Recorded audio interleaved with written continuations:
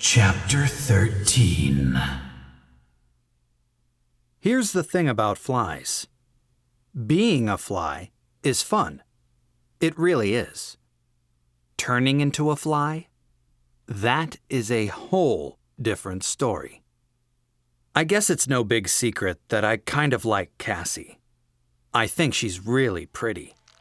But when I saw these two huge, glittering, bulging, compound eyes come popping out of her eye sockets, I screamed. I screamed like a baby. Yeah! Great, Jake. That's going to make her feel good, Marco said. Marco, you have your eyes closed, I pointed out. and they're staying closed, too. Excuse me, Rachel said. She raced for the door of the barn and ran outside. A few seconds later, we heard the sound of barfing.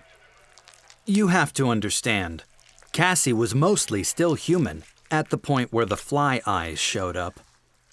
She was about 2 feet tall and shrinking fast, and the extra legs had already popped out of her chest, and the gauzy wings were growing from her back. But her face was still a human face. Until the eyes popped out. Oh man. You think you've seen scary stuff? Maybe in movies or on TV? You haven't seen anything scary till you've seen fly eyes pop out of someone's head, like a pair of balloons. She was pretty small by the time her fly mouth appeared. I was grateful for that, because later, when I became a fly, I saw what a fly mouth looks like. The eyes were bad, but if I'd seen that long, tubular, sucking, tongue-like thing come rolling out, that thing that spits on the food, then sucks the spit mixture back in. Rachel came back inside. Sorry, she said, shakily. Anyone have some gum? A Tic Tac? Axe was puzzled. Does the morphing process disturb you? Sometimes, I said, still fighting the urge to look away, as Cassie shriveled down to a few inches. Some animals give me the willies. The willies? What are the willies? Well, it's just this feeling of being grossed out, sickened, nauseated, creeped, like your skin is crawling. Willies. Is she done? Tobias asked. I'm not coming in there until she's done. Tell Tobias it's okay, will you, Axe? Tobias, Prince Jake says it's cool. I smiled at Marco, who was now peeking through his fingers. Axe was learning to sound semi-normal, at least in thought speak. When he was in human morph and spoke out loud, he still played with every sound and drove everyone crazy. Tobias flew in through the open hayloft above. Can you hear me, Cassie? Rachel asked. Tobias, do you see her? Cassie was a true fly now. Got her. Keep a sharp focus on her, I said. Don't lose sight. Relax. It's broad daylight. She's 10 feet away. At this distance, I can see the hairs on her little fly legs. Unfortunately. Ooh. Oh, man. Oh, that's just not even slightly attractive. Cassie? Rachel asked again. Tobias, try her with thought speak. Cassie? Cassie, can you hear me? There she goes. She's flying. Don't lose her, Tobias. Don't lose her. She won't go far, Marco said. All the horse manure in this barn?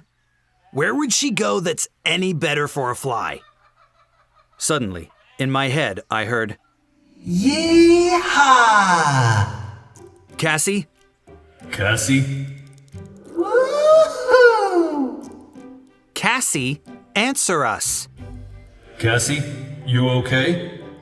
Oh man, can this thing fly? You guys have got to try this.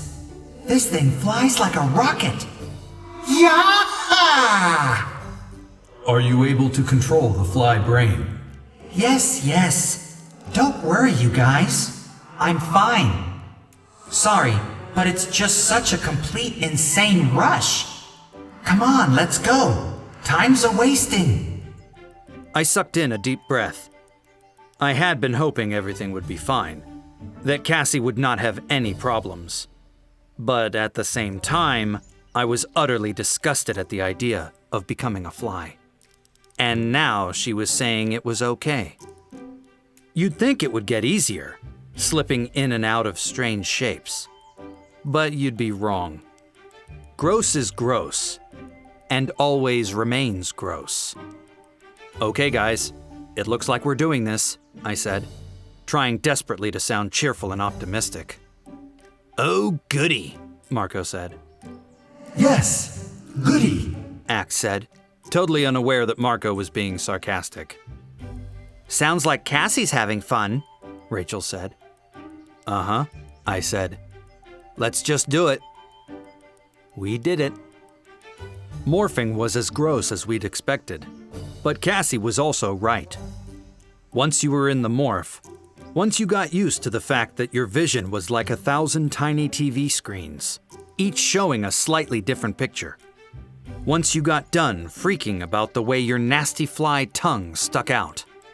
Once you got past the bizarre combination of hooks and bristles and hairs that made up your fly leg. Once you got past the fact that nothing looks right or familiar when you're only about 1/8 of an inch long. And mostly once you've stopped thinking about that stupid fly movie. Well, then it was cool. I have flown before, as a peregrine falcon and as a seagull. Both are cool. I mean, the falcon can go like 175 miles an hour in a dive, faster than a stock car, faster than small planes. But flying as a fly is totally, completely insane. A housefly beats its wings 200 times per second. Say hello there out loud. In the time it took you to say that, a fly's wings beat 200 times. A fly moves at about 4 miles per hour, which doesn't sound very fast compared to a falcon hitting almost 200 miles per hour. But trust me, when you're only 1/8 of an inch long, 4 miles an hour is like warp factor 9. And what's really cool is you can do that going down, going left, right, or straight up. And you can change directions in no time. 1 minute you're shooting straight ahead like a bullet. The next 1/10 of a second, you're going straight up. Cassie was right. It was gross, but it was fun. Yeehaw! Axe yelled. Whoa-ho! I cried as I blasted straight up at what felt like the speed of light. We are ugly as sin, but we are so cool. Rachel exulted. Let's go find some dog poop. Marco said. Kidding. He added a second later. Just kidding. Okay. We have important stuff to do. I said, after we had all spent a couple minutes getting used to the fly's simple instincts and pretty decent senses. Time to get on the bus. Tobias was the bus. The hospital was a couple of miles away. Flies are fast in relative terms, but in actual speed, Tobias was a lot quicker. It would have taken us hours. Tobias could carry us there in a few minutes. Hop on the big feathery guy. Cassie said. Aim for the back of his neck. We don't want his wings or tail knocking us off. It's just a good thing I know you guys. Tobias said. My own little necklace of houseflies. It's enough to gag a maggot. Gag a maggot? Marco echoed. Gag a maggot? Hey, pal, don't be dissing our kids that way. Yuck. Tobias commented. And then we were off.